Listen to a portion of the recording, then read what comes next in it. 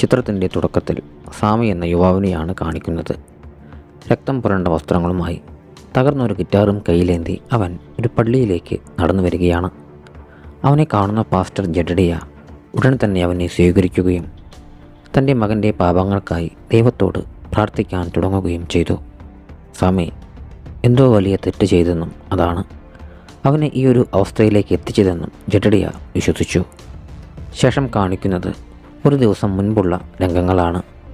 ഒരു പരുത്തിത്തോട്ടത്തിലായിരുന്നു സാമിയും കുടുംബവും ജോലി ചെയ്തുകൊണ്ടിരുന്നിരുന്നത്. അസ്തമയ സൂര്യനെ നോക്കി സാമി താൻ വളരുമ്പോൾ ഇപ്പോഴത്തെ ജീവിത സാഹചര്യങ്ങൾ മാറി മറ്റൊരു മെച്ചപ്പെട്ട ജീവിതം നയിക്കുന്നതിനെക്കുറിച്ച് സ്വപ്നം കാണുകയാണ്.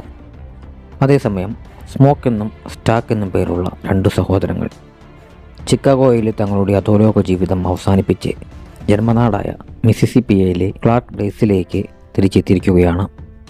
അവിടെ മാഫിയ സംഘങ്ങൾക്ക് വേണ്ടി ജോലി ചെയ്ത് അവർ വലിയൊരു തുക സമ്പാദിച്ചിട്ടുണ്ട്. ഈ പണം ഉപയോഗിച്ച് ഹോക്ക്വുഡ് എന്ന ഭൂവുടമയിൽ നിന്ന് ഉപേക്ഷിക്കപ്പെട്ട ഒരു മരമില്ല് അവർ വാങ്ങുകയാണ്. അതിൽ പാട്ടും നൃത്തവും മദ്യവുമൊക്കെയുള്ള ജൂക്ക് ജോയിൻ്റ് വിനോദ കേന്ദ്രമാക്കി മാറ്റാനായിരുന്നു അവരുടെ പദ്ധതി.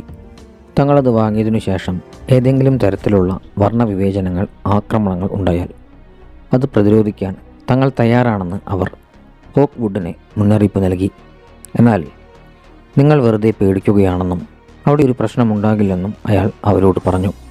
സത്യത്തിൽ ഹോക്ക്വുഡിന് കറുത്ത വംശജരായ ഇരുവരോടും വലിയ താല്പര്യമൊന്നും ഉണ്ടായിരുന്നില്ല. അന്നു രാത്രി തന്നെ വിനോദ കേന്ദ്രം തുറക്കാൻ സഹോദരങ്ങൾ തീരുമാനിച്ചു. പിന്നീട് തങ്ങളുടെ അമ്മാവനായ പാസ്റ്റർ ജെഡഡിയെ കാണാനായി അവർ പോവുകയാണ്. അവിടെ വെച്ച് അവർ സാമിയെ തങ്ങളുടെ ക്ലബ്ബിൽ ഗിറ്റാർ വായിക്കാനായി ക്ഷണിച്ചു. അച്ഛനതിൽ താല്പര്യമില്ലായിരുന്നെങ്കിലും പിറ്റേന്ന് ഞായറാഴ്ചത്തെ പ്രാർത്ഥനയ്ക്ക് കൃത്യസമയത്ത് തിരിച്ചെത്താമെന്നുള്ള ഉറപ്പിൽ സാമി അവർക്കൊപ്പം പോവുകയാണ്. യാത്രക്കിടയിൽ ചിക്കാഗോയിലെ ജീവിതത്തെക്കുറിച്ച് സാമി അവരോട് ചോദിക്കുന്നുണ്ട്. എന്നാൽ ചിക്കാഗോയും മിസിസിപ്പി പോലെ തന്നെയാണെന്നും അവിടെ ഉയരം കൂടിയ കെട്ടിടങ്ങൾ മാത്രമേ കൂടുതലായുള്ളൂ എന്നും അവർ മറുപടി നൽകി. ചിക്കാഗോയെക്കുറിച്ച് വലിയ പ്രതീക്ഷകൾ വെച്ച് പുലർത്തിയിരുന്ന സാമിക്ക് ഈ മറുപടി നിരാശയുണ്ടാക്കി.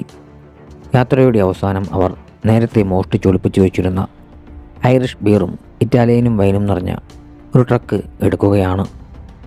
ഈ സഹോദരങ്ങൾ നേരത്തെ തന്നെ മോഷണം പോലുള്ള പാപകർമ്മങ്ങളിൽ ഏർപ്പെട്ടിരുന്നവരാണെന്ന് ഇതിലൂടെ വ്യക്തമാവുകയാണ്.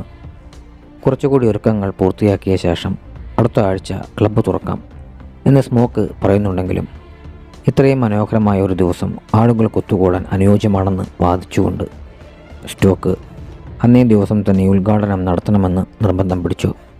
സമയം ലാഭിക്കാനായി അവർ രണ്ടു വഴിക്കായി പിരിഞ്ഞു. സ്മോക്ക് സാധനങ്ങൾ വാങ്ങാൻ ടൗണിലേക്ക് പോകുമ്പോൾ സംഗീതജ്ഞരെയും സെക്യൂരിറ്റിക്കാരനെയും കണ്ടെത്താൻ സ്റ്റാക്കും സാമിയും പുറപ്പെട്ടു. യാത്രക്കിടയിൽ സാമി തൻ്റെ ഗിറ്റാറിൽ ഒരു ഈണം വായിക്കുന്നത് കേട്ട് സ്റ്റാക്ക് അത്ഭുതപ്പെട്ടു. തൻ്റെ കുട്ടിക്കാലത്തെക്കുറിച്ച് സാമി ചോദിക്കുമ്പോൾ അച്ഛൻ തന്നെ ക്രൂരമായി ഉപദ്രവിച്ചിരുന്ന കാര്യങ്ങൾ സ്റ്റാക്ക് വെളിപ്പെടുത്തുകയാണ്.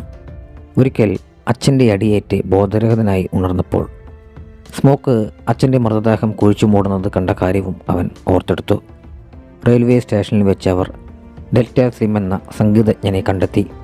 അവിടെ വെച്ച് സാമി പേളി എന്ന വിവാഹിതയായ ഒരു സ്ത്രീയെ കാണുകയും അവളെ ക്ലബിലേക്ക് ക്ഷണിക്കുകയും ചെയ്തു.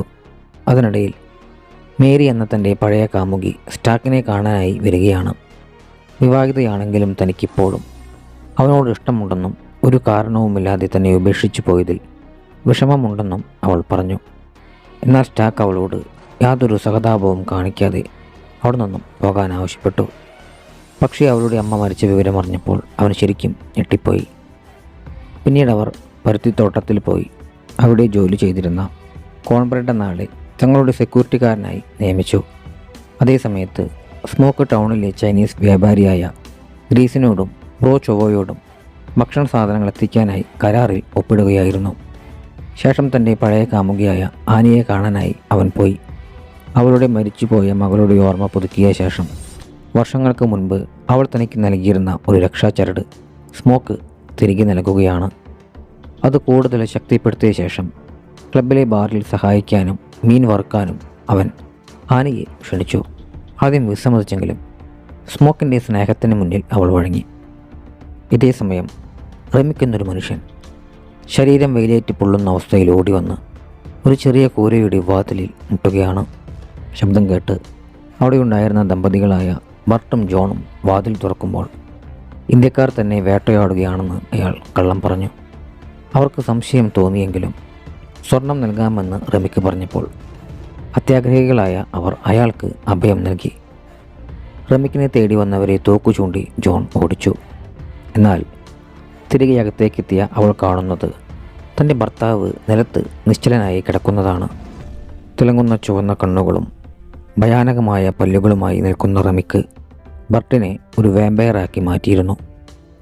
നിമിഷങ്ങൾക്കുള്ളിൽ ബർട്ടും അമാനുഷികമായ ശക്തിയോടെ എഴുന്നേറ്റു. പേടിച്ചു വിറച്ച ജോണിനെയും അവർ തങ്ങളുടെ വർഗത്തിൽപ്പെട്ടവളാക്കി മാറ്റി. സൂര്യൻ അസ്തമിച്ചതോടെ ഈ വാമ്പയർ സംഘം അതീവ ശക്തിശാലികളായി മാറി. രാത്രിയോടെ ജ്യൂക്ക് ജോയിൻ്റ് ഉദ്ഘാടനം ചെയ്യപ്പെട്ടു. എന്നാൽ ആളുകൾ പണത്തിനു പകരം തോട്ടത്തിലെ ടോക്കണുകൾ നൽകി മദ്യം വാങ്ങാൻ തുടങ്ങിയതോടെ സഹോദരങ്ങൾ തമ്മിൽ തർക്കമുണ്ടായി. ഈ ടോക്കണുകൾ ലാഭത്തെ ബാധിക്കുമെന്ന് സ്മോക്ക് തിരിച്ചറിഞ്ഞു. സ്വാമി കാത്തിരുന്നതുപോലെ പേർലി അവിടേക്കെത്തി. സംഗീതവും നൃത്തവും കൊണ്ട് ആ സ്ഥലം വളരെ ആഘോഷകരമായി മാറി. ആ സമയത്ത് മേരിയും അവിടേക്കെത്തിയിരുന്നു. സ്റ്റാക്ക് അവളെ പുറത്താക്കാൻ ശ്രമിക്കുന്നുണ്ടെങ്കിലും അവളത് കൂട്ടാക്കിയില്ല. പേർലിയെ ആകർഷിക്കാനായി സാമി വേദിയിൽ കയറി ഗിറ്റാർ വായിക്കാൻ തുടങ്ങി. സാമയുടെയും സ്ലിമിൻ്റെയും സംഗീതം ആ ക്ലബിലുണ്ടായിരുന്ന ഓരോരുത്തരുടെയും ആത്മാവിനെ സ്പർശിക്കുന്ന അത്രയും തീവ്രമായിരുന്നു. പരമ്പരാഗതമായി പകർന്നു കിട്ടിയിരുന്ന സാമയുടെ സംഗീതത്തിന് ഒരു അത്ഭുത ശക്തിയുണ്ടായിരുന്നു. അതിന് ആത്മാക്കളെ വരെ വിളിച്ചു വരുത്താനുള്ള പവറുണ്ടായിരുന്നു. എന്നാൽ ഇക്കാര്യം അവർക്കാർക്കും അറിയില്ലായിരുന്നു.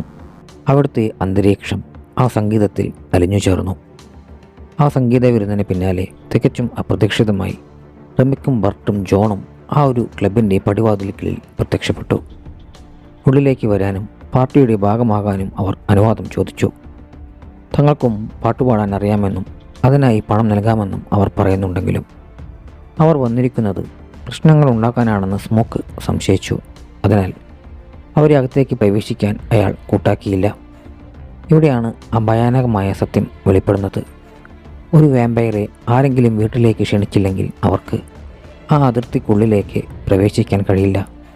ഇതേസമയം ക്ലബിനുള്ളിലെ ഒരു മുറിയിൽ സാമയും പേളിയും പ്രണയത്തിലാവുകയായിരുന്നു. സ്റ്റാക്ക് അവരെ വിളിക്കാനായി വരുന്നുണ്ടെങ്കിലും മുറിക്കുള്ളിലെ ശബ്ദങ്ങൾ കേട്ട് കാര്യങ്ങൾ അവൻ മനസ്സിലാക്കി. അവൻ അവരെ ശല്യം ചെയ്യാതെ മടങ്ങി. എന്നാൽ പിന്നീട് തങ്ങളുടെ സാമ്പത്തിക പ്രതിസന്ധിയെക്കുറിച്ച് സ്മോക്ക് സ്റ്റാക്കിനോട് സംസാരിക്കുകയാണ്. ഈ മില്ല് വാങ്ങിയതോടെ തങ്ങളുടെ കയ്യിലുള്ള പണം മുഴുവൻ തീർന്നു പോയെന്നും ഈ സംരംഭം വിജയിച്ചില്ലെങ്കിൽ 2 മാസത്തിനുള്ളിൽ തങ്ങൾ തെരുവിലാകുമെന്നും സ്മോക്ക് ആശങ്കപ്പെട്ടു. സ്റ്റാക്ക് ഈ വിവരം മേരിയുമായി പങ്കുവച്ചു. സ്മോക്കിനെയും സ്റ്റാക്കിനെയും സഹായിക്കാനായി അകത്തേക്ക് പ്രവേശിപ്പിക്കാത്ത ആ 3 അപരിചിതരുടെയും അടുത്തുപോയി പണം വാങ്ങാമെന്ന് മേരി പറഞ്ഞു. സ്റ്റാക്ക് ആദ്യം എതിർക്കുന്നുണ്ടെങ്കിലും മേരിയുടെ നിർബന്ധത്തിന് വഴങ്ങി അതിനെ സമ്മതമറിയിച്ചു. ആത്മരക്ഷയ്ക്കായി അവൾക്കൊരു തോക്ക് നൽകി. അങ്ങനെ അവൻ അവളെ പുറത്തേക്ക് അയച്ചു. അധികം ദൂരെയില്ലാതെ നിന്നിരുന്ന ആ 3 സംഘത്തെ മേരി ചെന്ന് കണ്ടു. അവർ അവൾക്ക് ചില പുരാതനമായ സ്വർണ്ണ നാണയങ്ങൾ കാണിച്ചു കൊടുത്തു.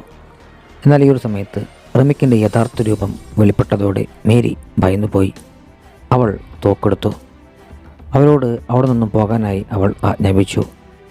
അവൾ തിരികെ നടക്കാൻ തുടങ്ങുമ്പോഴേക്കും റമിക്ക് അവളെ കടിച്ചു ഒരു വാമ്പയറാക്കി മാറ്റുകയാണ്. അല്പസമയത്തിനു ശേഷം ക്ലബിൽ തിരിച്ചെത്തുന്ന മേരി സെക്യൂരിറ്റിക്കാരനായ കോൺബ്രഡിനോട് തനിക്കുള്ളിലേക്ക് പോകണമെന്ന് പറഞ്ഞു. അവൾ വാമ്പയറായി മാറിയ കാര്യം അറിയാതെ കോൺബ്രഡ് അവളെ അകത്തേക്ക് ക്ഷണിച്ചു. അകത്തെത്തിയ മേരി ഒരു നൃത്തത്തിലൂടെ സ്റ്റാക്കിനെ വശീകരിച്ച് മുറിക്കുള്ളിലേക്ക് കൂട്ടിക്കൊണ്ടുപോയി. അവർ പരസ്പരം അടുക്കുമ്പോൾ മേരിയുടെ വായിൽ നിന്ന് ഉമിനിറൊലിക്കുന്നത് സ്റ്റാക്ക് കാണുന്നുണ്ടെങ്കിലും അവനത് കാര്യമാക്കിയില്ല. പെട്ടെന്ന് അവൾ അവൻ്റെ കഴുത്തിൽ ആഞ്ഞു കടിക്കുകയും സ്റ്റാക്ക് രക്തം വാർന്ന് നിലം പതിക്കുകയും ചെയ്തു. ജോലി സംബന്ധമായ കാര്യങ്ങൾ സംസാരിക്കാൻ സ്റ്റാക്കിനെ തിരഞ്ഞെത്തിയ സ്മോക്ക് കാണുന്നത് രക്തത്തിൽ കുളിച്ചു കിടക്കുന്ന തൻ്റെ സഹോദരനെയും അവൻ്റെ കഴുത്തിൽ കടിച്ചു പിടിച്ചിരിക്കുന്ന മേരിയെയുമാണ്. ഞെട്ടിപ്പോയവൻ ഉടൻ തന്നെ തൻ്റെ തോക്കെടുത്ത് അവൾക്കു നേരെ വെടിയുതിർത്തു. അവൾ താഴെ വീണെങ്കിലും നിമിഷങ്ങൾക്കുള്ളിൽ അമാനുഷികമായ ശക്തിയോടെ അവൾ എഴുന്നേറ്റു. തിളങ്ങുന്ന കണ്ണുകളുമായി ചിരിച്ചുകൊണ്ട് അവൾ സ്മോക്കിനെ ഭീഷണിപ്പെടുത്തി. അവളും അവളുടെ പുതിയ കൂട്ടുകാരും ചേർന്ന് അവിടെയുള്ള എല്ലാവരെയും കൊല്ലുമെന്നും പറഞ്ഞ് അവൾ വേഗത്തിൽ പുറത്തേക്ക് ഓടിപ്പോയി. സ്മോക്ക് തൻ്റെ സഹോദരനെ രക്ഷിക്കാൻ ശ്രമിക്കുന്നുണ്ടെങ്കിലും മുറിവ് ഗുരുതരമായതിനാൽ സ്റ്റാക്ക് അവൻ്റെ കൈകളിൽ കിടന്ന് ദാരുണമായി മരിച്ചു. ദുഃഖിതനായ സ്മോക്ക് അവൻ്റെ മൃതദേഹം സ്റ്റോർ റൂമിൽ പൂട്ടിയിടുകയും ക്ലബിലെ ആഘോഷങ്ങൾ നിർത്തി അതിഥികളോട് അവിടെ നിന്ന് പോകാൻ ആവശ്യപ്പെടുകയും ചെയ്തു. മുന്നിലുള്ള അപകടമറിയാതെ എല്ലാവരും അവിടെ നിന്നും പുറപ്പെട്ടു. ഗ്രേസും ഭർത്താവ് ബോ ചാവോയും തങ്ങളുടെ കാറിനടുത്തേക്ക് പോയി. പുറത്ത് മൂത്രമൊഴിക്കാൻ പോയ കോൺബ്രെഡ് ഭയാനകമായ ചില ശബ്ദങ്ങൾ കേട്ടു. വാമ്പയറുകൾ അവനെ വേട്ടയാടി കഴിഞ്ഞിരുന്നു. അല്പസമയത്തിനു ശേഷം തിരികെ വന്ന കോൺബ്രെഡ് തന്നെ അകത്തേക്ക് വിടാനായി ആവശ്യപ്പെട്ടു. അവൻ്റെ പെരുമാറ്റത്തിൽ സംശയം തോന്നി അവനെ തടഞ്ഞു. കൂലി ചോദിച്ച് അവനെ വാതിലിനിടയിലൂടെ പണം നൽകുമ്പോൾ അവൻ സ്മോക്കിൻ്റെ കയ്യിൽ പിടിച്ച് കടിക്കാനായി ശ്രമിച്ചു. ഉടൻ തന്നെ സ്മോക്ക് അവനെ വെടിവെച്ച് വീഴ്ത്തുകയും വാതിലുകൾ പൂട്ടുകയും ചെയ്തു. പെട്ടെന്ന് സ്റ്റോർ റൂമിൽ നിന്ന് സ്റ്റാക്കിൻ്റെ ശബ്ദം കേട്ടു. തന്നെ പുറത്തുവിടാൻ അവൻ നിലവിളിച്ചു. അത് സ്റ്റാക്കല്ലെന്ന് ആനി മുന്നറിയിപ്പ് നൽകുന്നുണ്ടെങ്കിലും സ്മോക്ക് വാതിൽ തുറന്നു. വാമ്പയറായി മാറിയ സ്റ്റാക്ക് അവരെ ആക്രമിക്കാൻ വരുമ്പോൾ ആനി വെളുത്തുള്ളി കലർത്തിയ വെള്ളം അവൻ്റെ മേലൊഴിച്ചു. അതേറ്റ് പൊള്ളിയ സ്റ്റാക്ക് പുറത്തേക്ക് ഓടിപ്പോയി. അപകടം ഭീകരമാണെന്ന് മനസ്സിലാക്കിയ ആനി വെളുത്തുള്ളിയും മരക്കഷ്ണങ്ങളും വെള്ളിയും ശേഖരിക്കാൻ അവരോട് പറഞ്ഞു. സൂര്യോദയം വരെ പിടിച്ചു നിന്നാൽ മാത്രമേ രക്ഷയുള്ളൂവെന്നും സൂര്യപ്രകാശമേറ്റാൽ വാമ്പയറുകൾ കത്തിച്ചാമ്പലാകുമെന്നും അവൾ വിവരിച്ചു. ഇതിനിടയിൽ പുറത്തുപോയ ബോ ഉൾപ്പെടെയുള്ള ഏവരെയും റിമിക്ക് വാമ്പയറാക്കി മാറ്റിയിരുന്നു. താൻ വന്നിരിക്കുന്നത് സാമയ്ക്ക് വേണ്ടിയാണെന്നും അവൻ്റെ സംഗീതം തനിക്ക് ചില കാര്യങ്ങൾ കണ്ടെത്താൻ സഹായിക്കുമെന്നും റമിക്ക് പറഞ്ഞു. റമിക്കിനെ ഇവിടേക്ക് അയച്ചിരുന്നത് ആ മില്ല് അവർക്ക് വിറ്റിരുന്ന ഹോക്ക്വുഡ് തന്നെയായിരുന്നു. തങ്ങളോടൊപ്പം ചേരാൻ അവൻ മറ്റുള്ളവരെയും പ്രലോഭിപ്പിച്ചു. എന്നാൽ സ്മോക്ക് അതിന് വഴങ്ങിയില്ല. റമിക്കിനെ കൊന്നാൽ എല്ലാവരും പഴയപടിയാകുമെന്ന് സ്മോക്ക് വിചാരിച്ചെങ്കിലും വാമ്പയറായി മാറിയവരെ സൂര്യപ്രകാശം കൊണ്ടോ ഹൃദയത്തിൽ മരക്കഷ്ണം തറച്ചുകൊണ്ടു മാത്രമേ കൊല്ലാൻ കഴിയൂവെന്ന് ആനി വെളിപ്പെടുത്തി. പുറത്ത് വാമ്പയറുകൾ ഭയാനകമായ ശബ്ദങ്ങൾ ഉണ്ടാക്കാൻ തുടങ്ങി. നിയന്ത്രണം നഷ്ടപ്പെട്ട ഗ്രേസ് അവരോട് അകത്തേക്ക് വരാനായി വിളിച്ചു പറഞ്ഞു. തുടർന്നുണ്ടായ പോരാട്ടത്തിൽ ഗ്രേസും പേളിയും ആനിയും കൊല്ലപ്പെട്ടു. ആനി ഒരു വാമ്പയറായി മാറുന്നതിനു മുൻപ് അവളുടെ അപേക്ഷപ്രകാരം സ്മോക്ക് അവളുടെ ഹൃദയത്തിൽ മരക്കഷ്ണം തറച്ച് അവളെ മരണത്തിന് വിട്ടുകൊടുത്തു. സാമയുമായി രക്ഷപ്പെടാൻ സ്മോക്കിന് അവസരമൊരുക്കിക്കൊണ്ട് സ്ലിം സ്വയം ബലി നൽകി. എന്നാൽ പുറത്തവരെ കാത്ത് റിമിക്കും സ്റ്റാക്കും ഉണ്ടായിരുന്നു. സ്മോക്ക് തൻ്റെ സഹോദരനെ നേരിടുമ്പോൾ റിമിക്ക് സാമയെ പിടികൂടാനായി ശ്രമിക്കുകയാണ്. സാമി തൻ്റെ ഗിറ്റാർ കൊണ്ട് റിമിക്കിൻ്റെ തലക്കടിച്ചു. ഗിറ്റാറിലെ വെള്ളി ഭാഗം തട്ടിയതോടെ റിമിക്ക് വേദന കൊണ്ട് പുളയാൻ ആരംഭിച്ചു. വാമ്പയറുകളെല്ലാം റിമിക്കിൻ്റെ നിയന്ത്രണത്തിലായിരുന്നതിനാൽ എല്ലാ വാമ്പയറുകൾക്കും ഒരേപോലെ വേദന അനുഭവപ്പെടുകയാണ്. ഈ ഒരു സമയത്ത് സ്മോക്ക് തൻ്റെ തന്ത്രപരമായ നീക്കത്തിലൂടെ സ്റ്റാക്കിനെ കീഴടക്കി. അവൻ്റെ ഹൃദയത്തിന് നേരെ മരക്കഷ്ണം പിടിച്ചു. റിമിക്ക് സാമയെ കൊല്ലാനായി അടുക്കുമ്പോൾ സ്മോക്ക് ഓടിയെത്തി റിമിക്കിൻ്റെ ഹൃദയത്തിൽ മരക്കഷ്ണം തറച്ചു. റിമിക്ക് അങ്ങനെ ഒരഗ്നിനാളമായി കത്തിത്തീരുകയാണ്. സൂര്യൻ ഉദിച്ചതോടെ ബാക്കി വാമ്പയറുകളെല്ലാം കത്തി നശിച്ചു. സ്മോക്ക് തൻ്റെ സഹോദരൻ്റെ കാർ സാമയ്ക്ക് നൽകുകയും അവനോട് നഗരം വിട്ടുപോകാൻ ആവശ്യപ്പെടുകയും ചെയ്തു. റിമിക്ക് കൊല്ലപ്പെട്ടതോടെ ഇനി ഹോക്ക്വുഡും അവൻ്റെ ആളുകളും വരുമെന്ന് സ്മോക്കിനെ ഉറപ്പായിരുന്നു. സ്മോക്കിൻ്റെ ആളുകളൊക്കെ കൊല്ലപ്പെട്ട കാര്യം കറുത്ത വർഗ്ഗക്കാരെ ഇഷ്ടമല്ലാത്ത അയാൾ തീർച്ചയായും മനസ്സിലാക്കിയിട്ടുണ്ടാകും എന്ന് അവനറിയാമായിരുന്നു.